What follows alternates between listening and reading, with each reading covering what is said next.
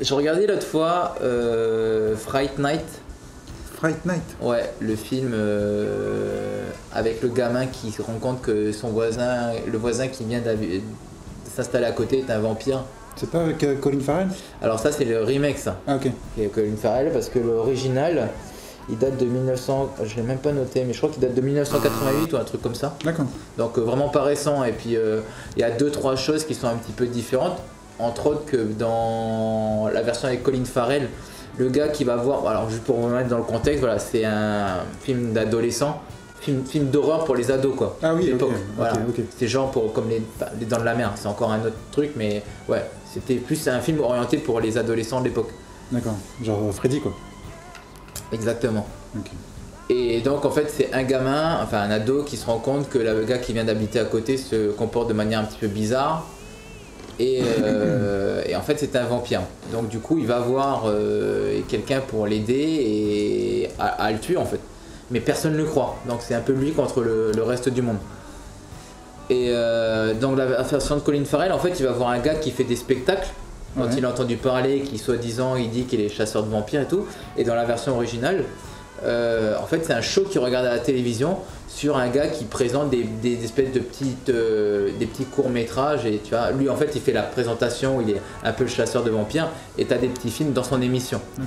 Et en fait ça m'a fait penser, j'ai repensé au Conte de la Crypte et je me suis dit ça serait cool de remettre une émission comme ça, enfin je sais pas si tu te rappelles des Contes de la Crypte. Non.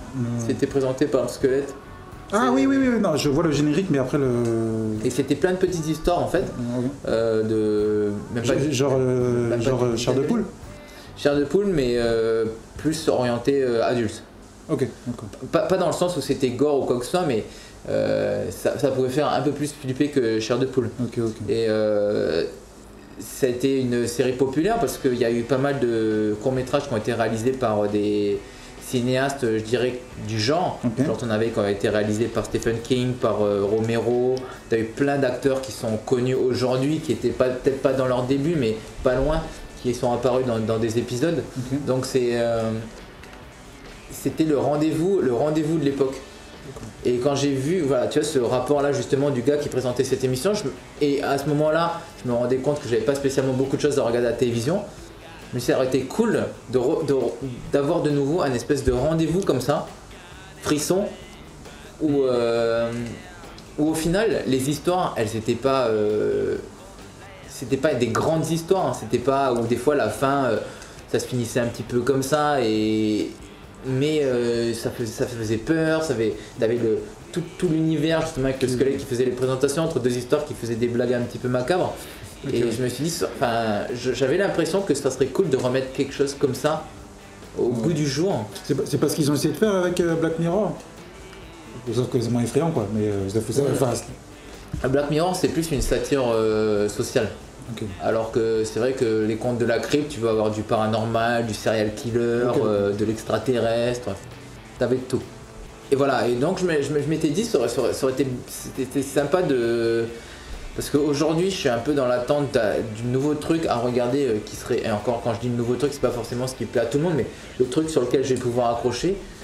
Et des fois je me dis, ce qui manque aussi c'est cette espèce de rituel où tu arrivais le samedi soir ou le vendredi soir et tu disais il y a mon truc qui va passer à la télévision, tu te préparais avec ton McDo ou ton popcorn ou je sais pas quoi et c'était ton rendez-vous.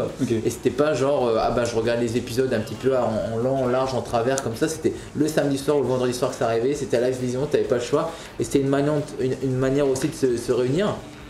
Aujourd'hui vu que c'est un petit peu sur demande, j'ai l'impression qu'on se retrouve là et d'ailleurs ça m'est jamais arrivé mais tu entends des fois ces couples qui disent tu m'attends pour regarder cet épisode, Je me rappelle d'un dans les Contes de la Crypte où c'était le store de Noël, mais en fait c'était un gars qui s'était échappé d'un hôpital psychiatrique et du coup qui avait trouvé un déguisement de Père Noël et du coup qui se met à attaquer une maison où il y avait, bien sûr je crois qu'il y avait genre qu'une seule personne, une nana dedans, un truc comme ça, et ça faisait flipper parce que le mec il avait vraiment la tête semi-clochard psychopathe et habillé en Père Noël et tu vois c'était les scènes toutes cons mais tu sais genre elle ouvre la porte puis il était derrière ou ce genre de truc et il n'y avait pas un twist à la fin mais t'avais un moment de frisson et bam tu passes à l'histoire d'après.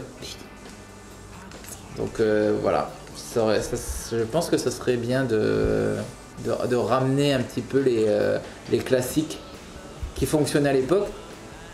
Et surtout ne pas essayer de se dire ah bah ok aujourd'hui il faut plaire à telle catégorie, telle couleur, machin, et puis tu te retrouves avec une immondicité. Juste prendre quelque chose de simple et garder ça. De ce que je retiens quand même de ce que tu viens de dire, c'est que toi ce que tu voudrais c'est une série de plusieurs pas feuilletons mais plusieurs... Un épisode, un truc des Contes de la Crypte, ça durait entre 20 et 40 minutes. Mais je veux dire différent à chaque fois. C'est ça. T'avais juste en fait je sais plus comment est-ce qu'il s'appelle cet enfoiré là. Mais c'était juste le squelette qui faisait la présentation et après bah c'était. Je dis ça parce que y a des séries qui font peur, il y en a eu. Après ça dépend le degré de. Genre je pense à Stranger Things la première saison, moi elle m'a fait flipper ma race quoi. Ouais mais ça remonte à combien de temps ça? Ouais mais non mais c'est pour dire bah, après il faut chercher mais en ce moment je squatte une maison, je garde une maison pardon. Et je me balade sur Netflix, putain j'arrive jamais à dire. Netflix et je vois il y a quand même des séries horreur quoi. Enfin jamais j'oserais regarder tout seul dans une grosse baraque. Tu m'as compris mais t'en as des bonnes. Mais le truc c'est que t'attends combien de temps qu'il y ait quelque chose alors que d'avoir quelque chose de plus régulier avec des petits épisodes où justement tu cherches pas à avoir l'histoire qui casse tout, mais juste voilà à proposer en gros. De faire ce que tous les classiques ont fait déjà, mais sur des tout petits trucs, juste pour avoir un instant de frisson quoi. L'idée en fait c'est pas de venir avec le meilleur épisode, c'est de venir avec l'épisode où qui te donne des bons, qui te fait cacher derrière ta couette 2 secondes. Comme je te dis, l'histoire du Père Noël, elle cassait pas 3 pattes à un canard, mais c'était suffisant. Et t'en avais 2-3 comme ça d'épisodes et t'étais content. D'accord. Tales from the Crypt.